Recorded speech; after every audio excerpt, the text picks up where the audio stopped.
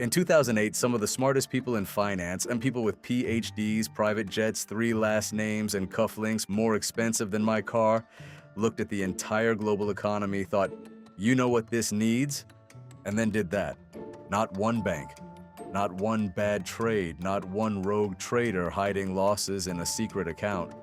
This was bigger.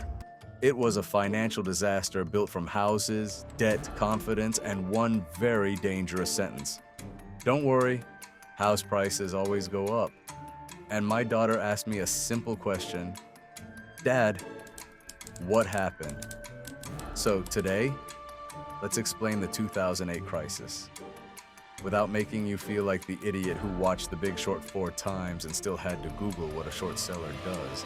The 2008 financial crisis was one of the biggest economic crises in modern financial history. It started in the American housing market, but it traveled through banks, investors, insurance companies, pension funds, governments, and finally, normal families. People lost homes, banks disappeared, markets froze, governments panicked, and the strange part is this. Before everything collapsed, it looked brilliant. Banks were making money. Homeowners were getting mortgages, investors were buying products they believed were safe, ratings agencies were giving nice shiny labels. On paper, it looked like a machine that turned mortgages into money. But there was one problem. The machine was full of bad loans that nobody wanted to look too closely. To explain 2008, we need to start with a house. Not a mansion, not a Wall Street penthouse. Just a normal house with a normal family and a mortgage. In the early 2000s, borrowing money became easier. Interest rates were low. Banks wanted to lend. Politicians liked home ownership. Investors wanted higher returns. So the mortgage machine started running faster. Banks lent money to people buying homes. Then they sold those mortgages to investment banks. The investment banks bundled thousands of mortgages together into financial products called mortgage-backed securities. This sounds boring, and honestly, the name does not help. Mortgage-backed security sounds like something invented to be explained at a dinner party so nobody asks follow-up questions. It's a mortgage-backed security, Karen. Silence. Perfect. But the idea was simple. Take many home loans, put them in one box, and sell pieces of that box to investors. If homeowners paid their mortgages, investors got paid. Nice, clean, sensible, at least in theory. But here's where it gets interesting, because banks realized something powerful. If they could sell the mortgage after making it, they did not have to keep the risk. So the question quietly changed from, can this borrower repay, to, can we sell this loan to someone else? And when that happens, standards become flexible. Very flexible, like a piece of overcooked spaghetti that's been left at the bottom of a warm sink for 3 days. Many of these new mortgages were given to borrowers with weak credit histories. These were called subprime mortgages. Subprime does not mean evil. It means risky. Some borrowers had unstable income, some had little documentation. Some were offered mortgages with low initial payments that would rise later. These were called adjustable rate mortgages. At first, the monthly payment looked manageable, then later it reset higher. It was like thinking you'd bought a goldfish and then coming home to find it had taken the bedroom and put your stuff in storage. But as long as house prices kept rising, everyone felt safe. If a borrower struggled, they could refinance. If they could not refinance, they could sell the house. If they sold the house, the price was higher than before. The whole system depended on one assumption: house prices would not fall nationwide. And for a while, that assumption looked reasonable. The warning signs were there. But in a boom, warning signs often look like the weird noise your car makes that disappears when you turn the radio up louder. Now, let's enter Wall Street. Investment banks took mortgages and created products called CDOs, collateralized debt obligations. Again, terrible name. Finance has a gift for creating names that give me the exact same anxiety as a text from my landlord. A CDO was basically a tower made of debt. At the top of the tower were the safest slices. At the bottom were the riskiest slices. The idea was even if some borrowers failed to pay, the top slices would still be protected. Ratings agencies looked at many of these senior slices and gave them high ratings. Some received AAA ratings, the same broad category associated with very safe borrowers. So pension funds, insurance companies, banks, and investors around the world bought them.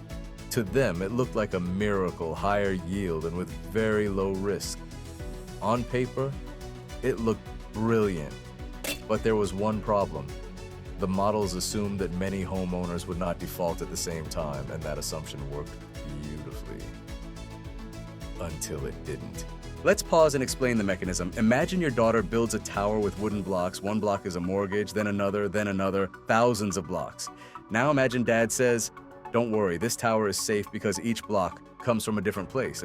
That is diversification. But then your daughter looks closer and says, "Dad, all the blocks are made of wet cardboard." That is the 2008 problem. The system believed the mortgages were diversified, but many of them depended on the same thing: rising house prices and borrowers being able to refinance. Then add leverage. Leverage means borrowing money to increase your bet.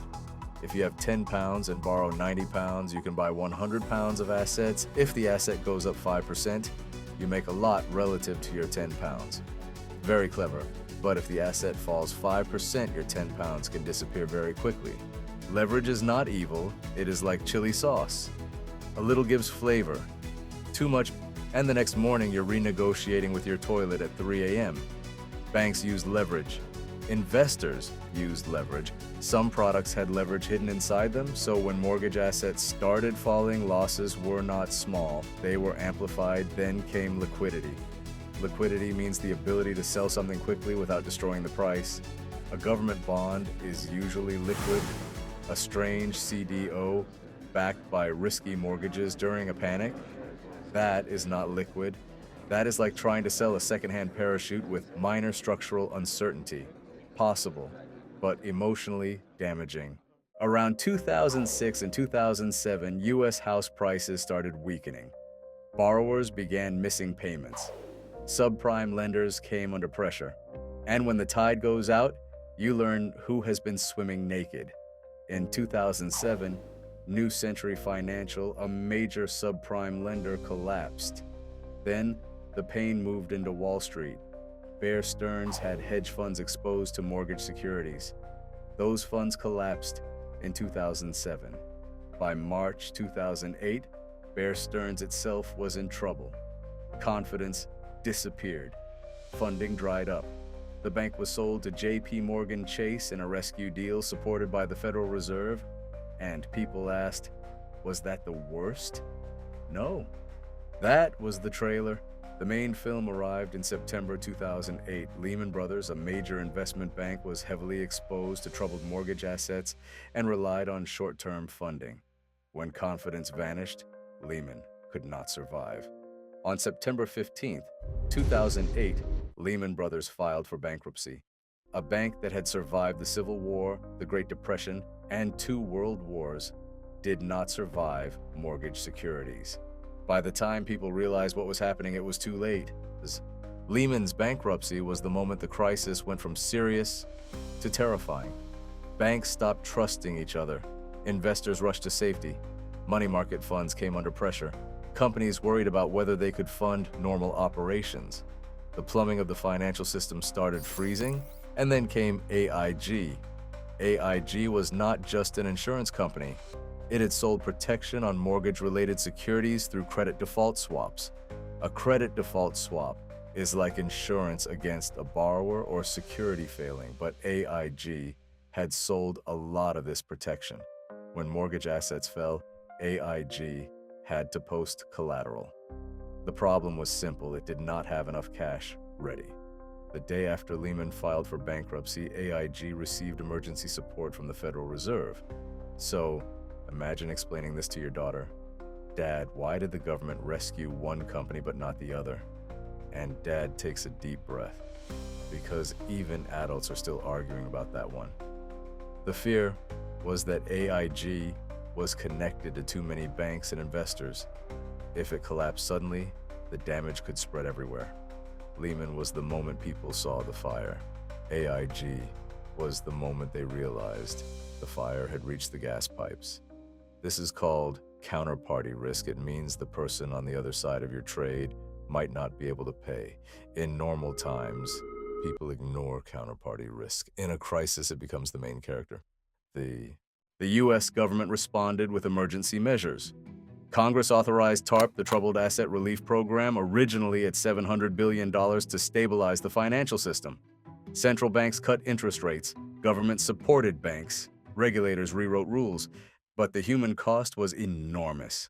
Millions lost jobs, many families lost homes, trust in banks collapsed, trust in regulators collapsed, trust in experts was downgraded from AAA to "my uncle on Facebook has a theory." The crisis also produced one of the biggest questions in modern finance. Was this simply a market accident nor a financial scandal explained by bad incentives, weak controls, and Wall Street fraud? The answer is not neat. There were cases of financial fraud. There were misleading products. There were corporate scandals. There were lenders who behaved badly. But the bigger failure was systemic. Everyone had a reason to keep the machine running. Borrowers wanted homes, brokers wanted fees, banks wanted profits, investors wanted yield, ratings agencies were paid by issuers, regulators trusted the system too much. It was not one rogue trader, it was a crowd of respectable people walking in the same wrong direction. Very politely. So what do I tell my daughter? I tell her the 2008 crisis was not just about mortgages, it was about incentives, it was about leverage, it was about blind trust in models, it was about people confusing house prices have not fallen with house prices cannot fall. And it was about a system that became so complex that many people selling the risk did not fully understand who would suffer when it broke. The lesson is simple. When everyone says an asset is safe, ask why. When everyone says prices only go up, check who benefits from saying that. And when someone offers higher return with lower risk, just remember, Bernie Madoff also had a great PowerPoint. Because in finance, the most dangerous phrase is not "this is risky." The most dangerous phrase is "this time is different." If you want more untold stories of market crashes, famous trades, financial fraud, corporate scandals, and Wall Street disasters, subscribe to Wall Street Untold Stories, because financial history is full of lessons, and unfortunately, Wall Street keeps giving us new homework.